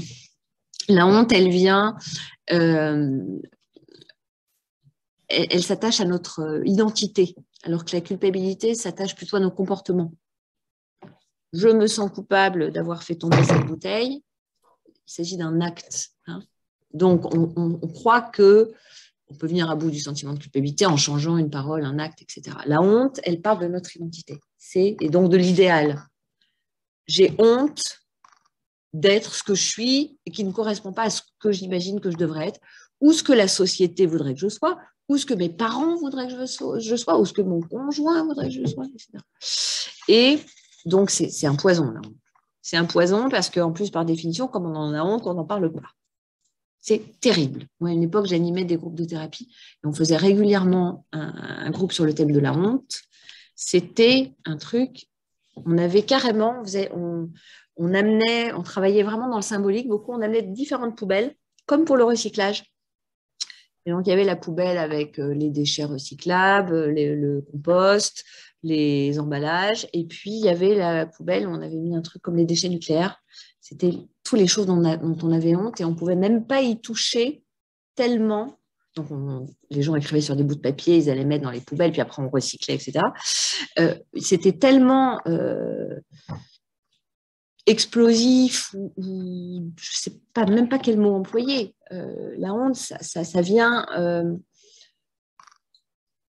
je pense qu'il y a des gens qui peuvent devenir psychotiques à cause de la honte, c'est-à-dire avoir leur personnalité qui explose. Hein, parce que quand on a honte de soi, on a honte de ce qu'on est. Donc le regard de l'autre n'est plus possible, se montrer n'est plus possible, se regarder n'est plus possible. Alors pour répondre à votre question, la personne qui a été violentée, elle a été abîmée, évidemment dans l'image qu'elle a d'elle-même, mais elle a été abîmée dans sa psyché. Il y a eu ce qu'on appelle une dissociation traumatique.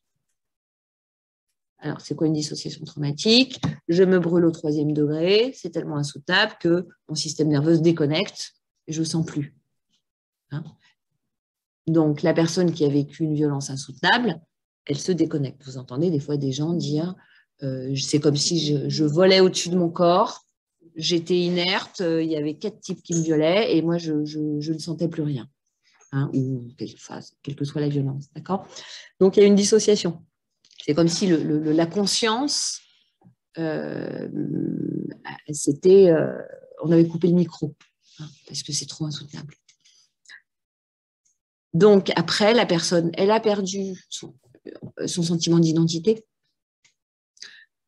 parce qu'elle est déconnectée. C'est comme si son système nerveux avait été coupé un petit peu, en quelque sorte, vous voyez. Donc, elle n'a plus le sentiment de ce qu'elle est, son intégrité, déjà. Et puis, elle a été, là c'est un peu l'histoire des neurones miroirs, elle a été souillée par l'autre, par la violence. Elle a reçu une espèce de charge vibratoire, électrique, comme si quelqu'un lui avait vidé ses poubelles sur la tête, en fait. Donc elle se voit maintenant comme une victime. Elle se voit comme quelqu'un qui a mérité de vivre ça. D'accord ? Et ça rejoint un peu la culpabilité. Elle n'a pas pu en plus éviter ça. C'est les enfants qui ont honte de... Pardon ? Oui, par exemple. Parce que quelque chose leur dit, ils veulent trouver une solution là encore. C'est pas normal qu'on soit harcelé, qu'on soit méchant avec nous. Donc, il faut trouver un coupable. Donc, s'il n'y a pas de coupable au fait que je suis née handicapée, j'ai été harcelée, je ne sais pas, enfin, toutes les choses dont on peut avoir honte, hein, ou je ne suis pas comme on voudrait que je sois. Moi, je me souviens d'un patient qui disait moi, je suis chômeur, arabe, homosexuel, qu'est-ce qu'il disait d'autre ? Communiste et artiste. Et voilà, il avait commencé comme ça. Je trouvais ça... J'avais souri. Il me disait, vous comprenez, j'en ai eu honte pendant... Enfin, il parlait surtout de son homosexualité. J'en ai eu honte pendant des années, puis un jour, j'ai décidé que maintenant, c'est les autres qui auraient honte de ne pas être tolérants avec moi. Donc, la honte, elle nous maintient dans le traumatisme, en fait. Un traumatisme et une violence, ça nous coupe un peu de nous-mêmes, ça nous coupe aussi en quelque sorte de l'humanité. Parce que si à un moment donné, je dis toujours je, hein, mais c'est tout le monde, hein, je vis quelque chose d'horrible qu'on m'a fait, ça, évidemment, ça va modifier le regard que j'ai sur l'être humain.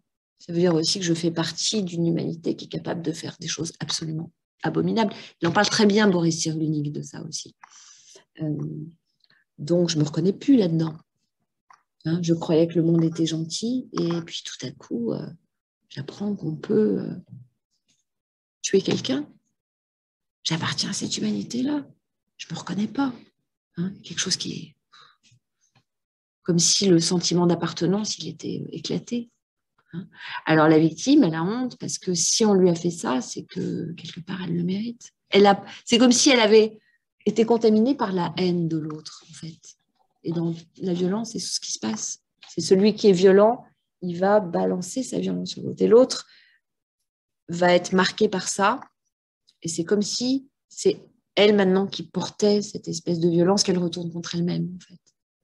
Hein. Et c'est pour ça que la justice est très importante. La justice est très importante. Parce que la justice, elle permet de remettre la honte là où il faut.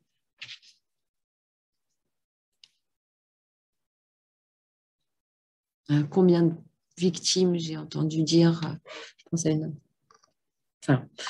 qu'elles avaient honte de ce qu'elles avaient vécu. Et moi, je leur dis, et je prends parti, il y a beaucoup de psy qui ne le font pas, mais moi, je le fais, parce que moi, je suis comme ça, je fais comme ça. Je dis, mais ce n'est pas vous qui devez avoir honte. C'est l'agresseur qui doit avoir honte. Hein? Et en plus, la honte, elle est contagieuse. C'est un phénomène que je ne peux pas tellement expliquer, mais quand quelqu'un se met dans une position... je crois que Freud, il en parle aussi. Il dit, son père, un jour, pendant la guerre, a dû descendre du trottoir parce qu'un officier allemand, ils étaient juifs, le père était juif, un officier allemand l'a fait descendre du trottoir. Parce qu'il avait son étoile jaune, il n'était pas digne de marcher sur le trottoir. Et donc, l'enfant qui a vu ça, il en a gardé une honte pour son père, une honte pour lui, d'avoir assisté à ça.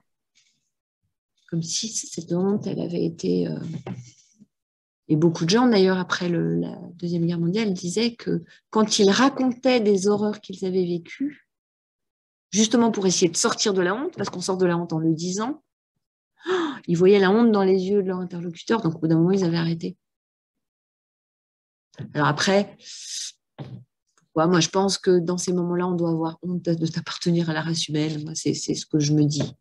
Après, chacun est peut-être différent, mais la victime, elle a honte aussi parce qu'elle a sa souffrance dont elle ne peut pas parler, parce que parfois, elle sait qu'elle ne va pas être crue aussi.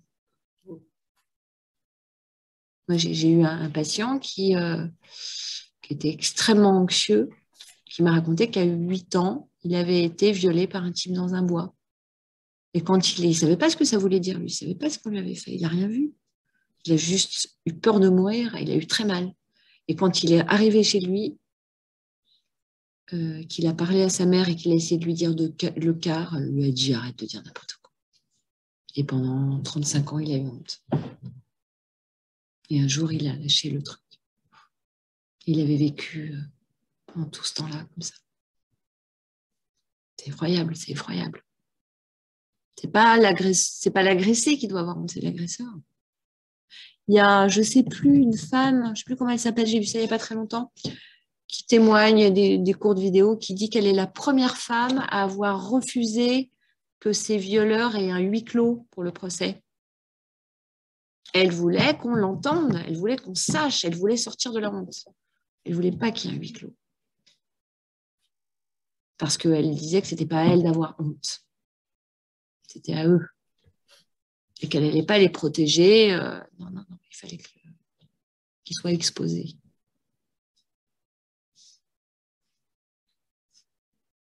Voilà, et puis après, évidemment, on sort de la honte, on revient toujours à la même chose, en acceptant notre histoire, en acceptant qui on est, en acceptant notre histoire, nos parents, l'histoire de nos ancêtres. Parfois, on a honte de l'histoire de nos ancêtres. Ah oui, mais c'est eux, c'est pas nous. Mais ça, il y a des guérisons aussi, là, qui sont importantes. On a un grand-père qui a fait des choses pas bien pendant la guerre, ou une mère qui... Un jour, j'ai reçu une dame. Première séance, elle m'annonce qu'elle a été violée par son oncle. Deuxième séance, battue par son premier mari. Troisième séance, sa fille ne veut plus la voir. Et quatrième séance, je me demande qu'est-ce qu'il faut. C'était... Hein. Et puis, quatrième ou cinquième séance, elle arrive, elle s'assoit sur le fauteuil, elle baisse les yeux. Et là, je sens que ça va être... Et j'imagine 2-3 choses qu'elle va pouvoir me dire. J'ai une petite idée déjà de la lourdeur de la... Elle va me dire. Et elle n'y arrive pas. Elle baisse les yeux. Elle me dit, il faut que je vous dise quelque chose. Je ne l'ai jamais dit. Prenez votre temps, tout le temps. Et puis, si ce n'est pas aujourd'hui, ce sera la prochaine fois. Puis à un moment donné, elle lève les yeux et elle a du mal. Et bon, elle finit par me présenter. Elle a tellement honte qu'elle ne peut pas le dire en 2 phrases. Il faut d'abord qu'elle réussisse à trouver la force de poser le contexte, parce qu'on ne sait jamais. À mon avis, se dit-elle, si moi je la juge, et si je la jugeais, je ferais un autre métier. C'est ce que je dis. Vous croyez que si je jugeais les gens, je pourrais faire le métier que je fais? Je serais devenue fleuriste, je leur dis. Donc bon, elle finit par m'expliquer que quand elle était petite, après que son premier mari n'ait pas réussi à l'étrangler et que je ne sais plus quoi, et que ses parents ne veuillent plus la voir, etc., et qu'elle n'arrivait pas à nourrir ses 2 enfants. Et là, je sais ce qu'elle va me dire. Et que donc, elle a dû se prostituer. Et moi, je sens des larmes qui montent. J'ai envie de la prendre dans mes bras, cette femme, et de lui dire, mais ça va, hein? Et je ne le fais pas. Je ne suis pas là pour faire ça, évidemment. Et elle me dit, j'ai tellement honte. Et je lui dis, mais je sais plus, enfin, elle voudrait presque, elle me dit, je me serais flagellée, tellement j'ai honte, jamais j'ai dit ça à personne. Et je lui dis, mais on pourrait aussi vous donner une médaille, en fait, parce que vous avez été capable d'aller faire quelque chose qui vous a coûté autant pour nourrir vos enfants. Est-ce que vous l'avez vu comme ça? Puis là, elle a pu croiser mon regard parce qu'elle n'avait pas pu avant. Je lui dis, c'est peut-être grâce à ça que vos enfants ne sont pas morts de faim. On n'en sait rien, mais qui sait? Qui peut juger? Voilà. Et quand elle est sortie, cette femme-là, elle avait les yeux comme ça. Moi, je me retenais pour ne pas pleurer parce que c'était bouleversant. Et quand elle est revenue la fois d'après, elle m'a regardé dans les yeux, elle m'a serré la main. Elle pouvait me regarder dans les yeux.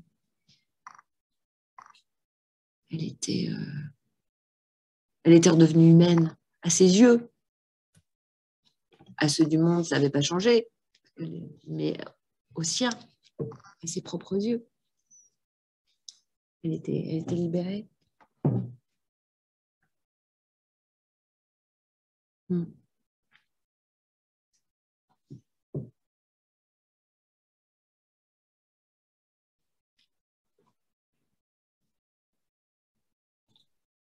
Et puis on trouve toujours des choses pour avoir honte. On a honte d'être trop petit, trop grand, trop maigre, trop blanc, trop noir, trop.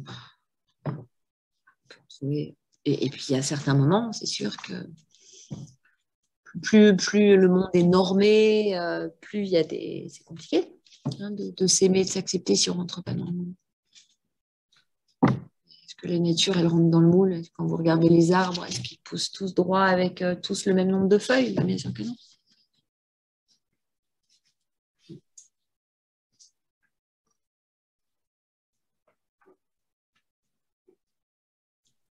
Bien, on arrive à peu près à la fin de l'heure prévue, mais on a encore du temps. S'il y a d'autres questions, on peut en prendre une autre dans la salle, si vous voulez.